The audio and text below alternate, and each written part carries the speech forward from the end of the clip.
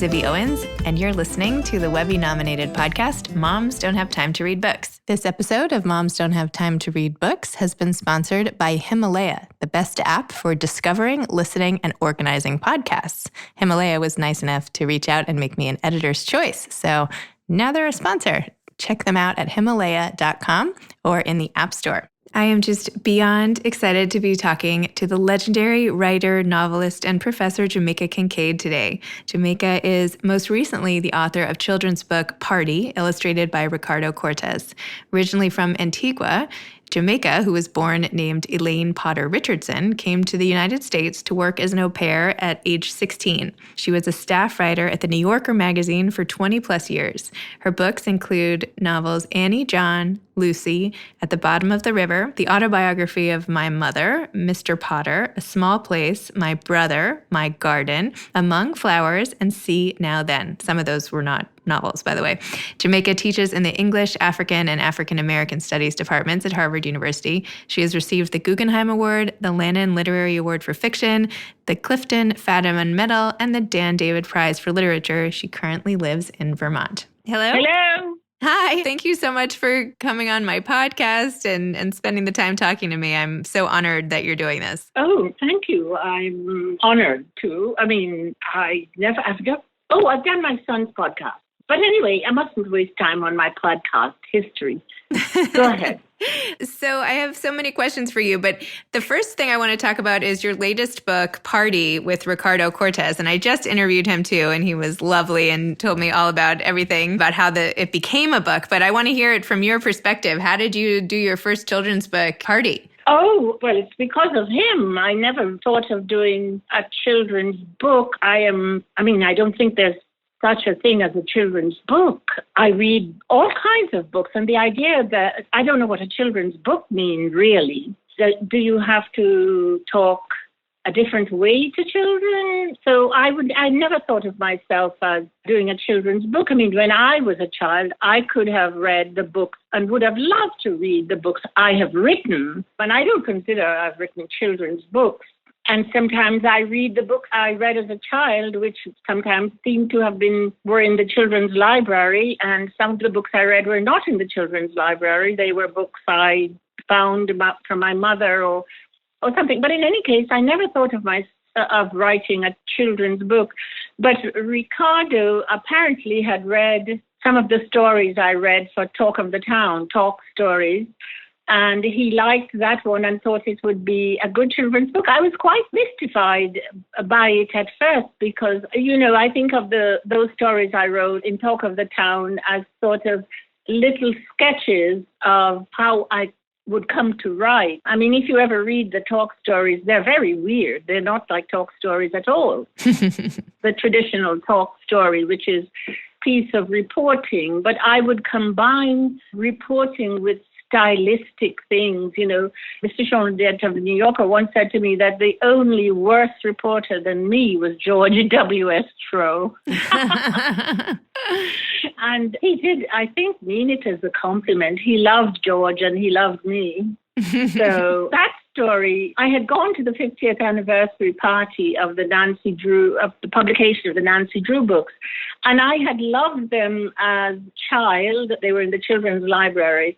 Though I liked even more a series about Cherry Ames, who was a nurse. But the Nancy Drew stories, I remembered them, and I'd gone to the 50th anniversary this party. And I think at the time they were suffering in sales. This was in the early 80s or 70s, I can't remember, it's so long ago.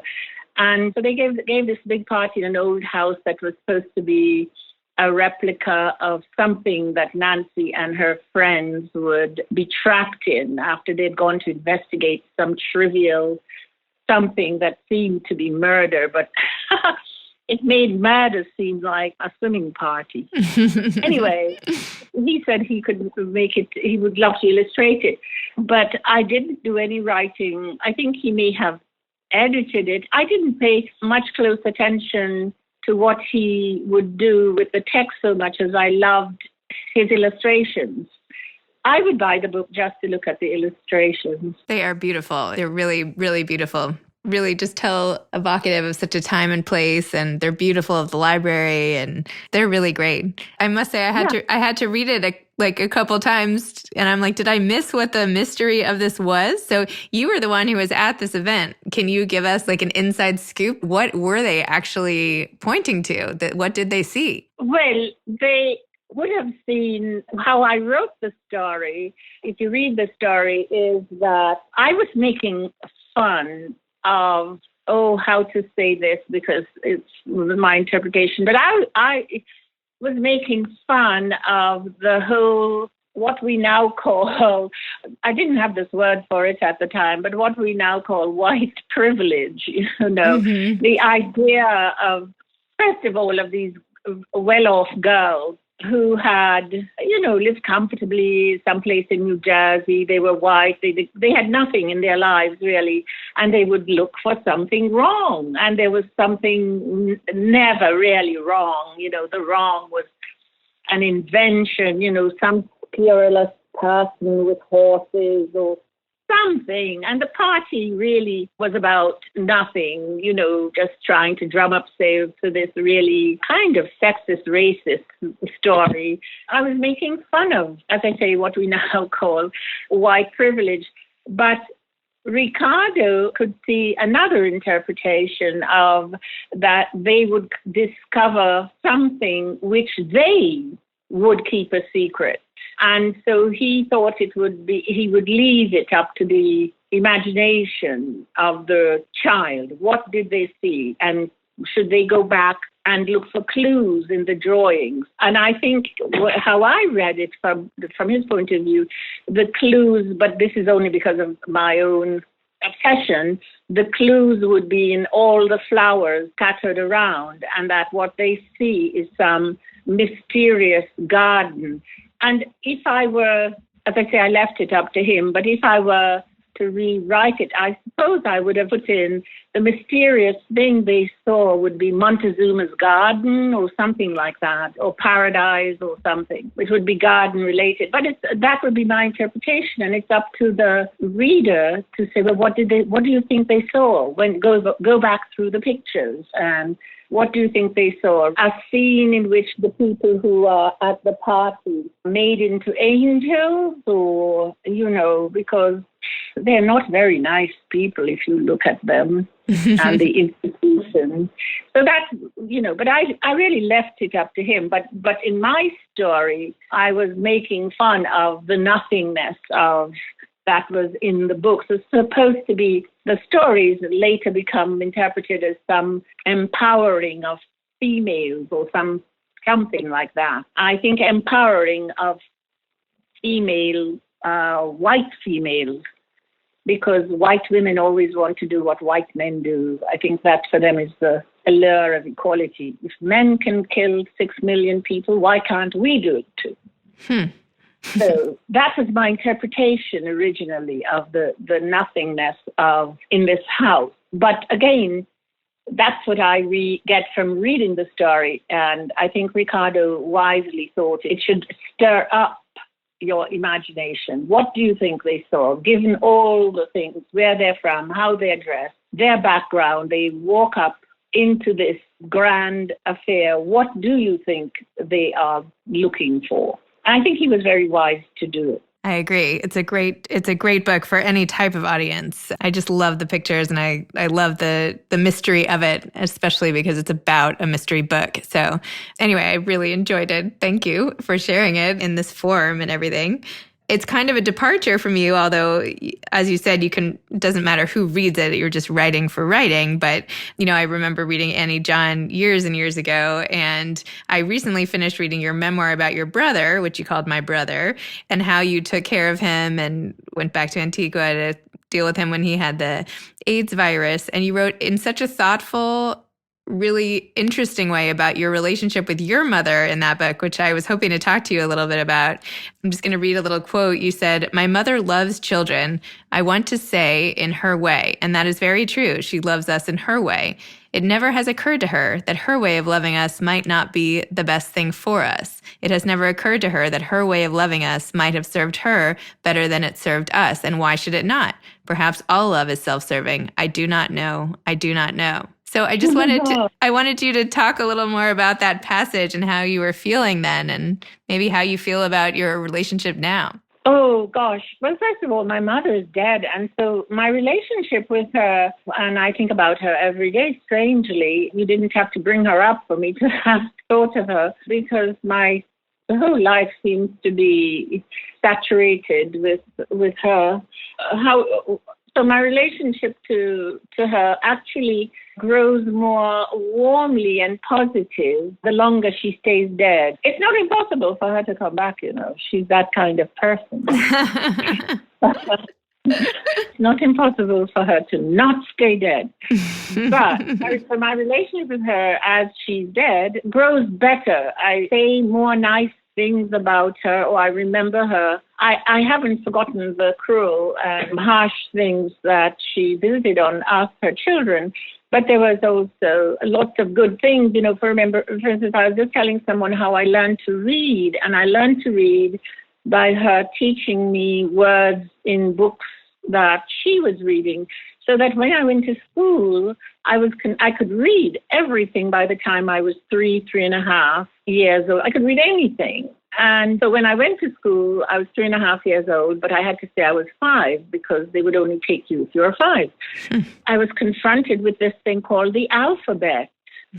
I'd learned to read without knowing there was something called an alphabet. And to this day, I still have a problem with vowels. First of all, the word vowel sounded, it's the va, it sounded so amazing, vowels. And then, of course, the idea that it was just comprised of these 5 letters, which weren't even near each other, A, E, I, O, U, it wasn't like ABC. They were far away, seemed far away from each other, and they were vowels. It took me a long time. I was going to say to this day, I still have problems with it.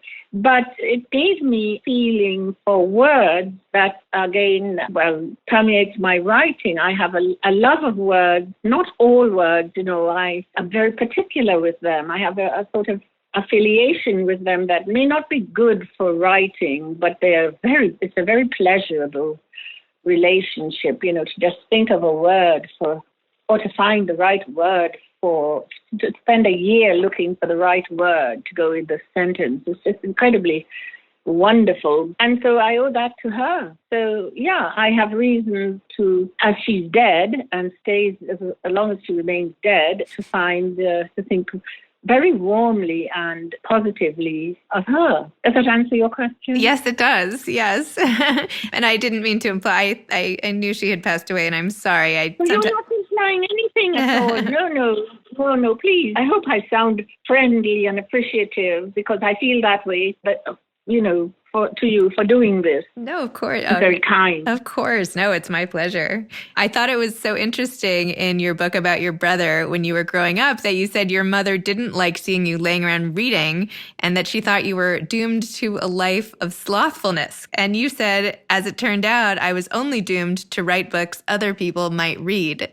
So I wanted to hear a little more about how you got your start writing. And I read about the story of what happened when you came to the United States, but I would love for you to tell it in your own words. Oh, well, yes. I was sent away to work as a servant, and I did. And people who knew me as a child are not surprised that I became a writer, because apparently I would always pretend I was writing, even though I didn't know that people still wrote serious literature. I think the last thing I read, I thought literature had stopped with Kipling. Mm-hmm. And so it was a surprise to me when I was 19 that the woman in the household I was a nanny in gave me, I think it was To the Lighthouse. She was a feminist and a very big Virginia. Well, it's either To the Lighthouse or A Room of One's Own. And then she had all these books that I just discovered, modern literature. I remember that around that time, while I was there, a book by Vladimir Nabokov had come out. I think it was Ada. I don't know I still don't know how you pronounce it. And I was amazed. I read it and I couldn't understand it at all. I didn't like it. It was perhaps the beginning of me thinking of, I like this, I don't like this, and so on. But I didn't know that people still wrote serious literature. I thought they just wrote penguin detective stories and romances. I didn't know that there was such a thing as writing, but I must have always wanted to be an artist or something, because I thought I would be a photographer, and I studied photography. But I began to write out the photographs, and it just occurred to me then that, I'm a writer. And so I quit the college I was going to in New Hampshire, returned to New York, and started to write.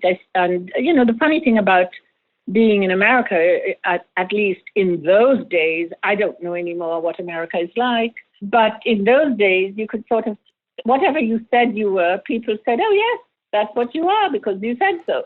And so I said I was a writer, and people said yes. And one thing led to the other, and then I started to write for the New Yorker. Wow. Yeah. It's an improbable tale, but all too true. Every word of it is true. When you look back on all the many things you've written over the course of your career, is there anything that stands out as something that you're most proud of having written? Oh, gosh, yes. I think the last book I wrote, the last novel I published, See Now Then, sometimes when I'm asked to read from it, because I never really read my own work unless I'm paid to or asked to. I wouldn't dream of looking at it again.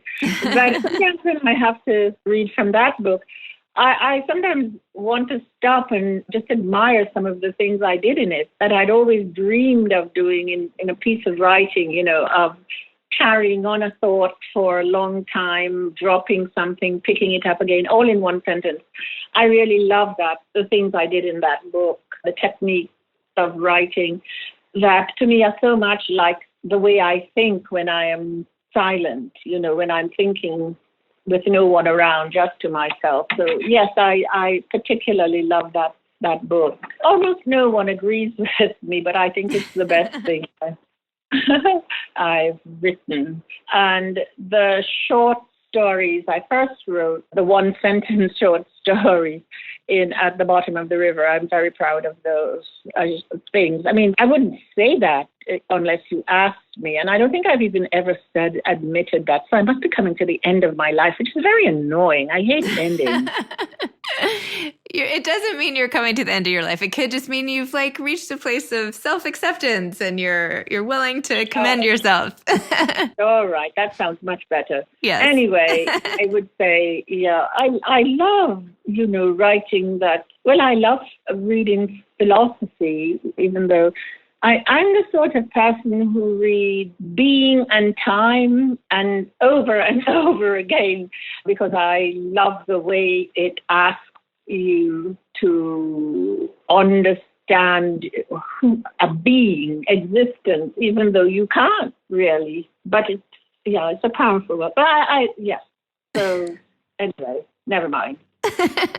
And I hear you're going to be a library lion at the New York Public Lions event this November, and I'm going to be there as a guest, so I will have to look for you when we're there. Were you excited? Yes. Yes. Were you excited to get that honor? I know you've gotten many in your lifetime. Well, in my lifetime? Oh, God, that sounds so old. My lifetime. I'm sorry. I ruined it again. I just turned 70, and I don't see. I look at people who are 70 and I thought, oh, do I look like that? But I don't feel like that. And so I'm very sensitive, and I would never lie about my age, but I see someone has died at 72 and I think, oh no, only 2 more years, but I haven't even planted all the annuals I want to plant. Never mind the perennials. But every time I am given an award or something, I'm always surprised because I deeply, truly think no one has ever heard of me. It's one of the ways I'm able to write what I write, because I think, well, no one will ever read this. So I just do what I really want to do because no one will ever read it. So I think, well, no one has ever heard of me. Why would I be a literary lion? But I'm really quite thankful. I mean, and happy. When I was little and I was given prizes in school, you'd have to wear your dress uniform and get up on the stage and curtsy, and everyone would clap. And so I find it sort of, well, really, everything wonderful that happens to me reminds me of my childhood, as does everything terrible. So yes, I am very pleased, surprised and pleased. Yes, I'll be very, very pleased to have that. Yes, it's very nice. Gather my other honorees are so distinguished, I shall hide. No, not at all. When you talk to people just starting out on a writing career, what advice do you like to give them? Oh, never go to a creative writing school. Do not get an MFA. Or if you do, it's only because you needed the time. But certainly don't take the advice of a teacher. No one can teach you how to write. Just remember, Homer was a blind person sitting at the city's gates. Just remember the Apostle Paul, that no Galatians listened to him. And in any case, there are no Galatians anymore. But his letters to the Galatians, you can still find them. So just write as if something depends on it, something that you don't know, but something important. And I don't mean to, because I teach creative writing, but as my students will tell you, it's so, my teaching is just, but what would you like to do? Because writing is so peculiar. It's so, you can teach someone how the proper way to put paint on a canvas, but then the proper way to put paint on a canvas might not be the way you paint. Let's ask Jackson Pollock about that. It's very hard to teach people to write, or to think you can or you want to teach people to write. Oh, I hope no creative writing professor listens to your podcast. They probably don't. Oh, God. We writers, we do have to make a living. On the other hand, writing it's not really a career. I don't understand it. Do I have a career? I suppose I do. But I didn't mean to. I didn't know you could do this, that this could be done. I had no idea. So that's the other thing with young people starting to write, is that they think perhaps this has something to do with being rich and famous and so on, and it really doesn't. It's unfortunate that, we writers are part of something called publicity, but it's really something quite wonderful and holy, I think. But anyway, so advice to young writers.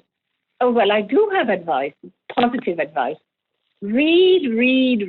Just read everything, even if it's the directions on a box of over-the-counter medicine. Just read it. Well, I'll spend the rest of my day now at Rite Aid, reading all the boxes. To find my inspiration and directions and dosages. So I knew I was forgetting to do something.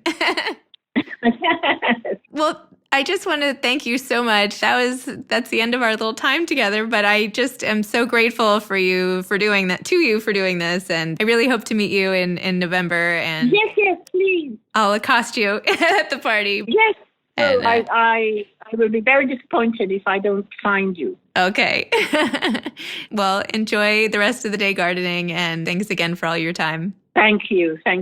All right. Okay, bye-bye. Bye-bye. Thanks again to today's sponsor of Moms Don't Have Time to Read Books, Himalaya, the best app for discovering, listening, and organizing podcasts, Himalaya.com. Thanks for listening to Moms Don't Have Time to Read Books. You can follow me on Instagram at Moms Don't Have Time to Read Books. Thanks so much to Steve and Ryan at Texture Sound for the sound editing. And thank you to Morning Moon Productions for providing this fantastic intro and outro music. Thanks for listening. You could always email me at zibby@zibbyowens.com.